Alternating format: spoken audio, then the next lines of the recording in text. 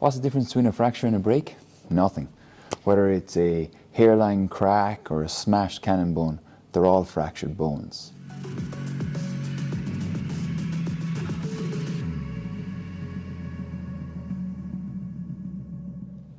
So the detail of the fracture lies in the description of that fracture. For instance, you can have either a non-displaced or a displaced fracture, meaning the pieces of the fracture are either together or they've been moved apart by more high energy fractures. Similarly, you can have either a simple fracture, which usually involves only 2 fragments, or a comminuted fracture, which involves multiple fragments and again is more high energy fracture and will be more difficult to repair. Fractures can also be open or compound, meaning that they've come through the skin. And again, that's going to leave them open to massive contamination, loss of blood supply in the surrounding soft tissues, and are going to make them a more guarded prognosis for both survival and return to previous athletic function.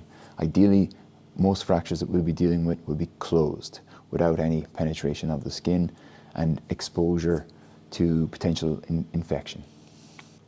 Finally, many fractures are articular, meaning that they involve the joint surface.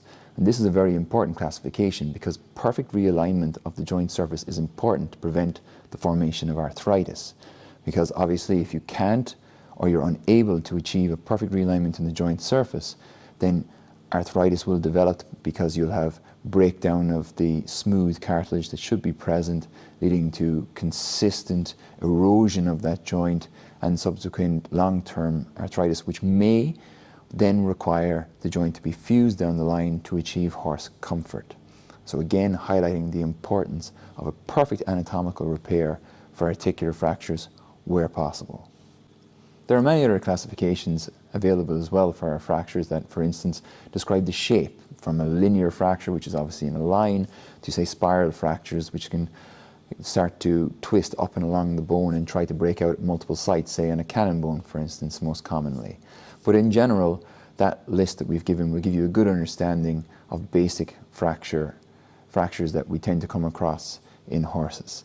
Needless to say, the more complicated the fracture, the more difficult it is to get a successful result or to get your horse back to the previous athletic potential that it once had. For instance, compound fractures and comminuted fractures can be very difficult to get a win from, essentially, because they're often encountered at much higher energies, and so the bone has suffered a much more catastrophic injury, making it more difficult to maintain live surrounding tissues, for instance, and to deal with subsequent infections.